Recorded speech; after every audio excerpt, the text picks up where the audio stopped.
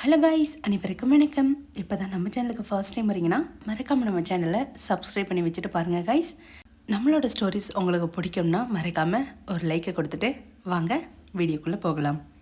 அத்தை ஜானகி கூப்பிட்டதும் தாரகை நித்திலாவின் கைகளை பிடித்து மெதுவாக ஹாலுக்குள் கூட்டிட்டு வர நித்திலா தன் தலை குனிந்து கண்களில் முட்டியிருந்த கண்ணீரை யாருக்கும் தெரியாமல் மறைத்தபடி அமைதியாக கீழேயே பார்த்து கொண்டு ஹாலின் நடுவே வந்து நின்றாள்.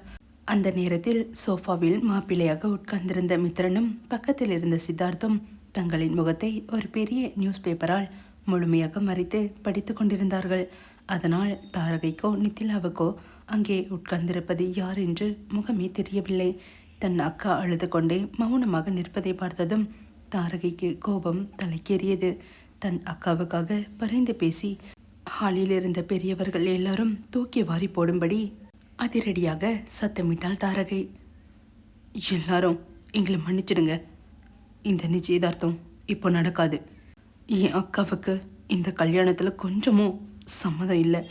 அவன் மனசுக்குள்ள வேற ஒருத்தர் நினச்சிட்டு இருக்கா. அவள் சம்மதம் இல்லாமல் நீங்கள் இந்த நிச்சயதார்த்தத்தை நடத்தினா நான் என் அக்காவை இங்கிருந்து கூட்டிகிட்டு போயிட்டே இருப்பேன். தாரகை அப்படி புரிந்து தள்ளியதும் ஹாலே நிசப்தமானது. காமாட்சி அம்மாவும் பாட்டியும் ஒருவரை ஒருவர் பார்த்து நைஸாக சிரித்து கொண்டார்கள். அப்போது சோஃபாவில் முகத்தை மறைத்து படித்து கொண்டிருந்த அந்த நியூஸ் பேப்பர் மெதுவாக கீழே இறங்கியது.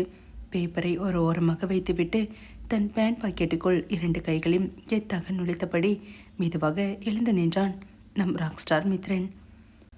என்ன தாரக, மாப்பிள்ளையோட முகத்தை கூட பார்க்காம வந்த உடனே மாமா மேலே இவ்வளோ கோபமாக பேசுகிற? மித்ரனின் அந்த குரலை கேட்ட அடுத்த நொடி தாரகை அப்படியே அதிர்ச்சியில் உறைந்து போனாள். தன் கண்களையே நம்ப முடியாமல் மாமாவா என்று வாயை பிளந்து நின்றாள். அப்படியே அவளது பார்வை பக்கத்து சோஃபாவிற்கு நகர அங்கே சித்தார்த் தன் பேப்பரை எடுத்துவிட்டு தாரகையை பார்த்து தன் புருவத்தை தூக்கி எப்படி நம்ம பிளான் என்பது போல நக்கலாக சிரித்து கொண்டிருந்தான். தாரகைக்கு அப்படியே தலையே சுற்றியது. அங்கே தாரகை சண்டை போட்டு கொண்டிருந்த போது நித்திலா தன் கண்களை கீழே தரையிலே வைத்தபடி அழுது கொண்டிருந்தாள். ஆனால் சட்டென்று காதுகளில் வந்து விழுந்த அந்த பரிச்சயமான தன் உயிருக்கு நிகரான அந்த ராவணனின் குரல் அவளது இதயத்தை ஏதோ செய்தது. இது இது மித்ரனோட வயசாச்சே என்று அவளது இதயம் துடிக்க மெதுவாக தன் தலையை நிமிர்த்தி மேலே பார்த்தாள் நித்திலா. அங்கே டிப்டாப்பாக ஹேண்ட்ஸமாக தன் காந்த கண்களால் அவளையே உருக பார்த்தபடி நின்று கொண்டிருந்தான் அவளது மித்ரன். அவனை கண்ட அடுத்த வினாடி நித்திலாவின் ஒட்டுமொத்த உலகமும் தலைகீழாக மாறியது. நேற்றிலிருந்து தான் பட்ட அத்தனை தவிப்பும் அழுகையும் அவமானமும் இவனுடைய இந்த சர்ப்ரைஸ் நாடகத்திற்காக தானா என்று புரியும் போது அவளது கண்கள் இப்பொழுது சோகத்தால் இல்லாமல் எல்லையற்ற சந்தோஷத்தாலும் காதலாலும் குபுகுபுவென கண்ணீரால் நிறைந்தது. அவளுக்குள் இருந்த அத்தனை கோபமும் காதலும் ஒரே நொடியில் அணைய உடைத்த வெள்ளமாய் மாற சுற்றியிருந்த சொந்தங்கள், அம்மா, பாட்டி என யாரை பற்றியுமே அவள் கவலைப்படவில்லை. பட்டுப்புடவை காற்றில் பறைக்க காலில் இருந்த கொலுசுகள் ஜல் ஜல் என்று சந்தோஷத்தில் சினுங்க ஓடி வந்தாள் நித்திலா.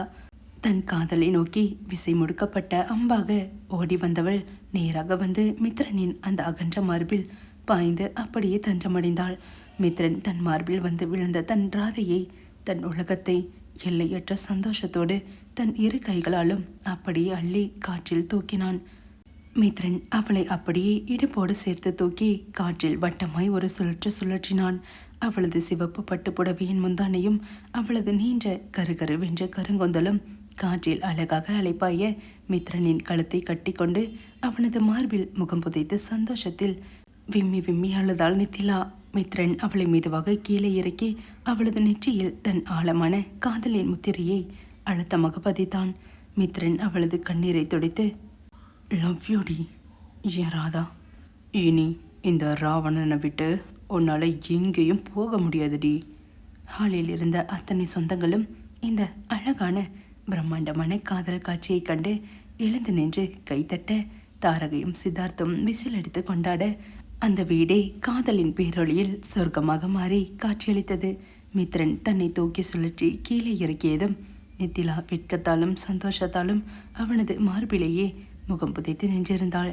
அவளது இதயம் இன்னும் வேகமாக துடித்துக் கொண்டிருக்க மித்ரன் அவளது சிவந்த முகத்தையும் காந்த கண்களையும் பார்த்து புன்னகைத்தவன் தன் பேண்ட் பாக்கெட்டில் இருந்து ஒரு வெல்வெட் பெட்டியை வெளியே எடுத்தான்.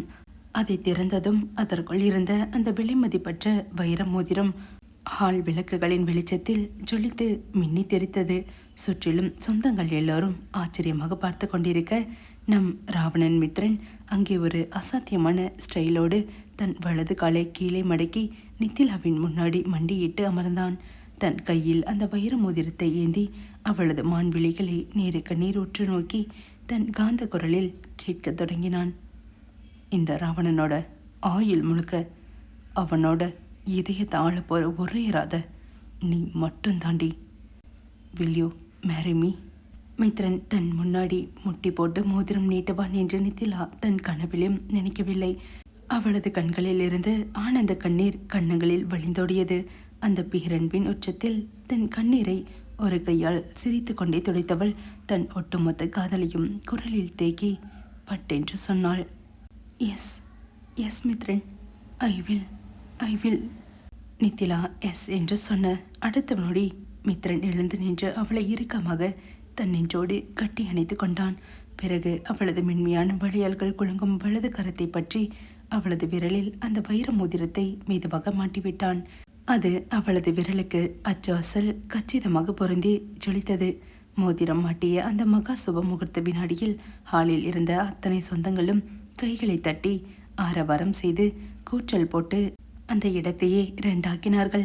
அங்கே ஓரமாக நின்ற தாரகையும் சித்தார்த்தும் பாய்ந்து வந்து தங்களின் கைகளில் வைத்திருந்த ரோஜா மற்றும் முல்லைப்பூக்களை அந்த அழகிய காதல் ஜோடியின் தலைக்கு மேலே அள்ளி தோவி, வாவ், கங்க்ரஸ் டமுச்சான், கங்க்ரேட்ஸ் அக்கா என்று சொல்லி விசில் அடித்து கொண்டாடினார்கள். பூக்கள் அவர்கள் இருவர் மேலும் மழையாய் பொழிந்து தள்ளியது. இளைஞர்களின் அந்த காதல் கலாட்டங்கள் ஒரு வழியாக முடிவுக்கு வர பெரியவர்கள் எல்லோரும் சேர்ந்து மித்ரனையும் நித்திலாவையும் நடுவில் அமர வைத்தார்கள். அங்கே அடுக்கப்பட்டிருந்த சீர்வரிசை தட்டுகளுக்கு நடுவே மித்ரனும் பட்டுப்புடவையில் நித்திலாவும் லட்சணமாக ஜோடியாய் அமர்ந்திருந்தார்கள். அப்போது அங்கே அமர்ந்திருந்த வயதான சாஸ்திரிகள் ஐயர் கைகளில் அச்சதியை ஏந்தி மங்களகரமாக மந்திரங்களை உரத்த குரலில் சொல்லத் தொடங்கினார். மங்கள பகவான் விஷ்ணு மங்களம் மதுசூதனா சர்வ மங்கள மங்கள்யே சிவே சர்வார்த்த சாதிகே சரண்யே திரியம்பகே கௌரி நாராயணி நமஸ்துதி. மாப்பிள்ளை வீட்டார் தட்டை எடுத்து பெண் வீட்டார் கையிலும், பெண் வீட்டார் தட்டை எடுத்து மாப்பிள்ளை வீட்டார் கையிலும் கொடுத்து மோரப்படி தாம்பளம் மாற்றிக்கோங்கப்பா. சுப முகூர்த்த நேரம் நல்லபடியாக கூடி வந்திருக்கு.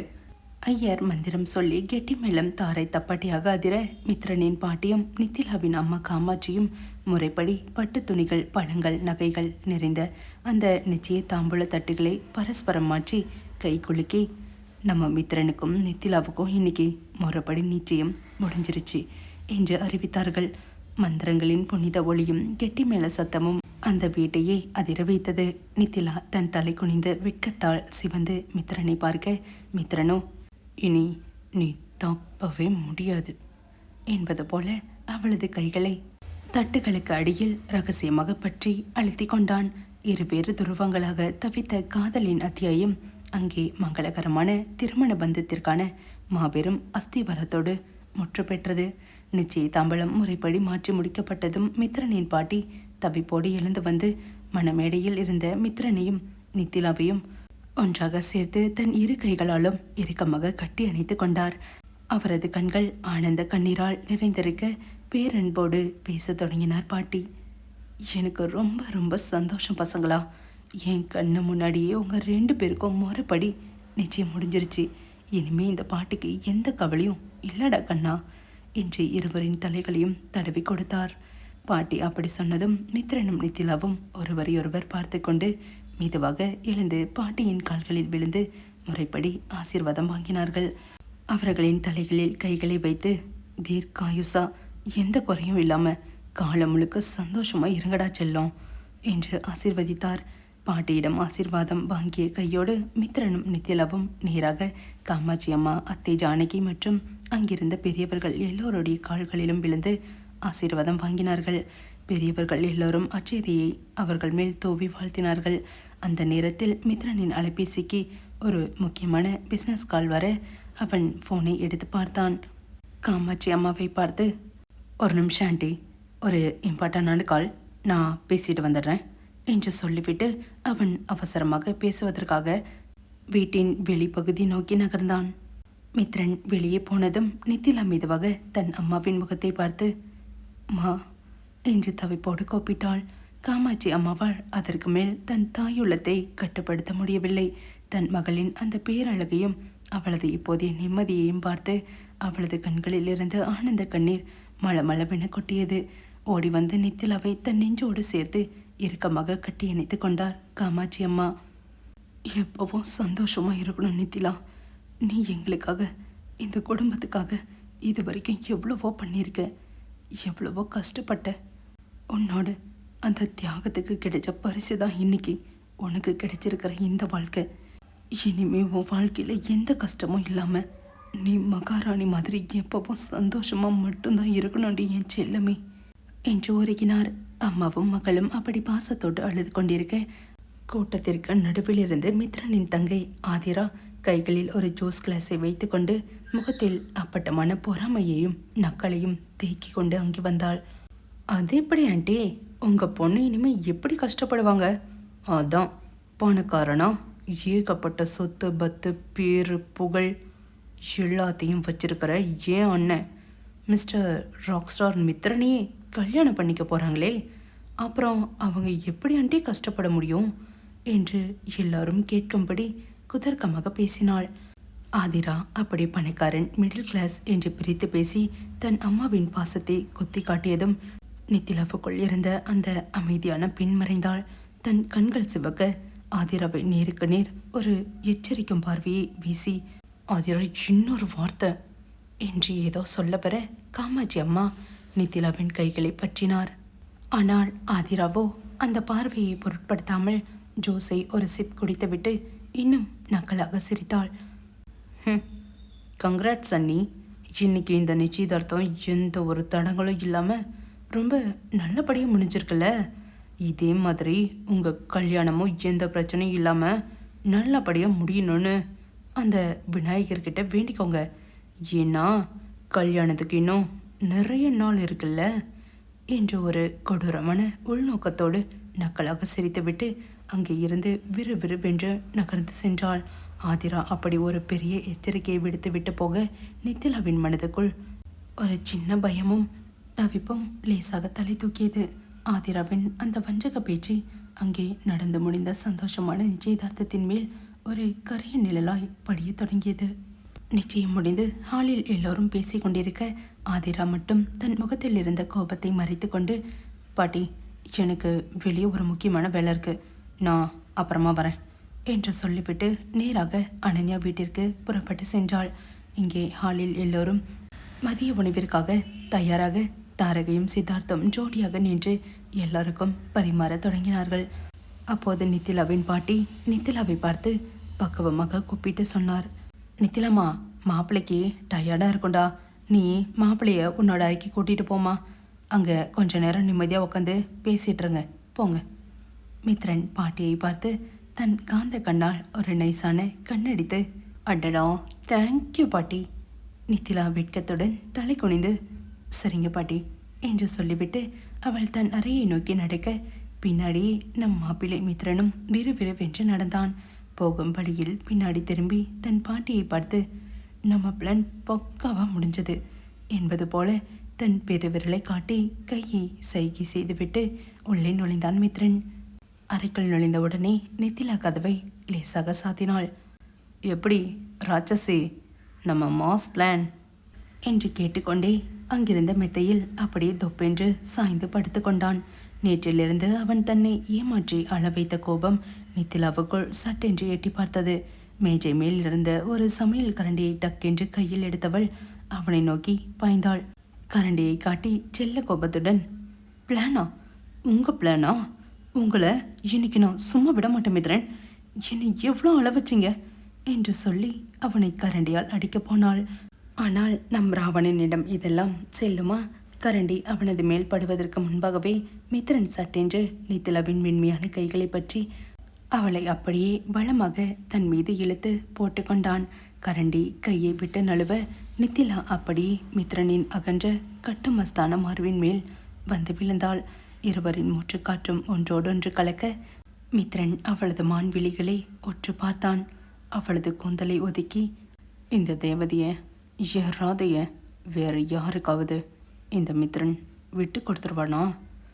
இந்த ஜென்மத்தில் மட்டும் இல்லடி, இன்னும் 7 ஜென்மத்துக்கும் இந்த ராதை இந்த ராவணனுக்கு மட்டும்தான் சொந்தம் என்று சொல்லி வசிய புன்னகையோடு கண்ணடித்தான். நித்திலா அவனது மார்பில் சாய்ந்தபடியே உதட்டை சுழித்து, ம் அப்படியா? அதுக்குன்னு இப்படியா மித்ரன் என்னை நேற்று நைட்டில் இருந்து பயமுறுத்துவீங்க? நான் எவ்வளோ பயந்து எவ்வளோ கஷ்டப்பட்டேன் தெரியுமா? போங்க மித்ரன் என்று சொல்லிவிட்டு அவனது மார்பில் இருந்து எழுந்து தப்பிக்க பார்த்தாள். ஆனால் மித்ரன் அவளை நகர விடவில்லை. அவளது இடுப்பில் தன் பலமான கைகளை வைத்து அவளை அப்படியே மெத்தையில் மெதுவாக சாய்த்தான். அவளது பட்டு புடவையின் முந்தானை லேசாக விலக அவளுக்கு மேலே அவளது ஒட்டுமொத்த பேரழகையும் தன் உடலால் மூடியபடி மெதுவாக படிந்தான் மித்ரன். அவளது கண்கள் பயத்திலும் காதலிலும் அகல விரிந்தன. மித்ரன் அவளது முகத்திற்கு மிக அருகில் தன் முகத்தை கொண்டு சென்று, எங்க போற? உன்னாலே இனிமே இந்த ராவணங்கிட்ட இருந்து எப்பவும் தப்பிக்க முடியாதுடி என்று சொல்லிக்கொண்டே அவளது மென்மையான இடையில் தன் விரல்களால் லேசாக கிள்ளினான். நித்திலாவின் உடம்பெல்லாம் சிலிர்த்து போக அவனது கைகளை பிடித்து கொண்டு, மித்ரன் ப்ளீஸ் ப்ளீஸ் மித்ரன், என்ன பண்ணுறீங்க என்று அவனது கைகளை தடுக்க முயன்றாள். ஆனால் அவளது மென்மையான பிடியை பொருட்படுத்தாமல் மித்ரனின் கைகள் அவளது வளைவுகளில் எல்லையை தாண்டி தன் காதலை பதிவு செய்ய தொடங்கினான். அவளது கழுத்து வளைவில் அவனது தாடியின் முடிகள் கொத்த நித்திலா வெட்கத்தில் நெளிந்தாள். மித்ரன் அவளது காதோரம் தன் உதடுகளை கொண்டு சென்று, ஏய் ராதா, எனக்கு அப்படி அச்சு அசல் உன்ன மாதிரி ஒரு குட்டி ராதைய பெத்து கொடிடி செல்லும். நித்திலா அவன் சொன்னதை கேட்டு முகம் முழுக்க தக்காளி பழம் போல் சிவந்து போக வெட்கத்தோடு அவனது மார்பில் கைகளால் அடித்து, இல்லை, எனக்கு உங்களை மாதிரியே ஒரு குட்டி மித்ரன் தான் வேணும் என்றாள் ஆசையாக. மித்ரன் கண்களில் ஒரு குறும்பு மின்ன இன்னும் உற்சாகமாக, அப்படியா சங்கதி?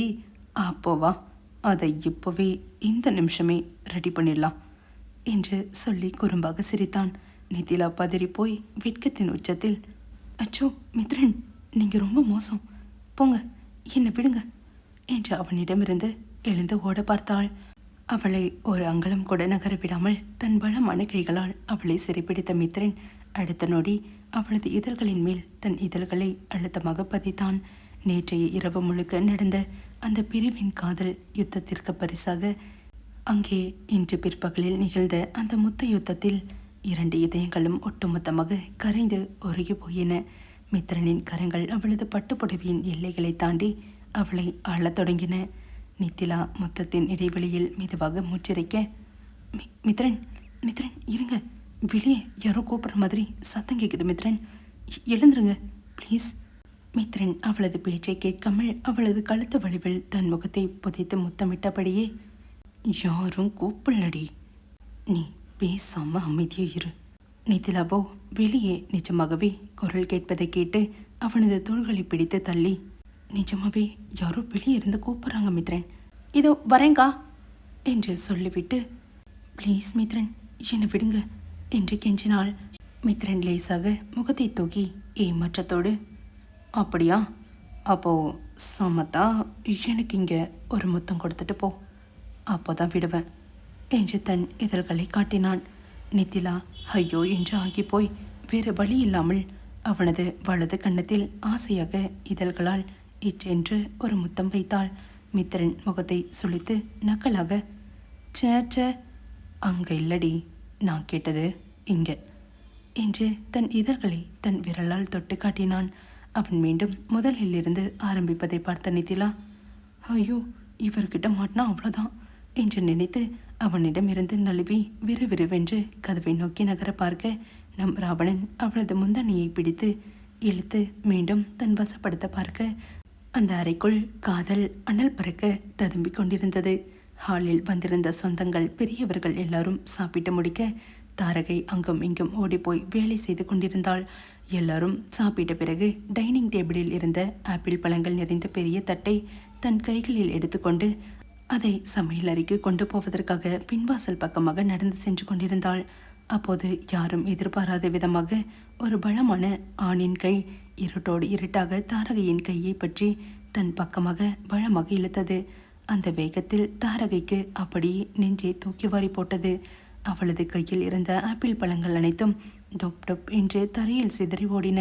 அவள் அலறுவதற்கு கூட அவகாசம் கொடுக்காமல் அந்த நபர் அவளை வீட்டின் பின்பக்க தோட்டத்து சுவரோரம் இழுத்து சென்று அமுக்கினான்.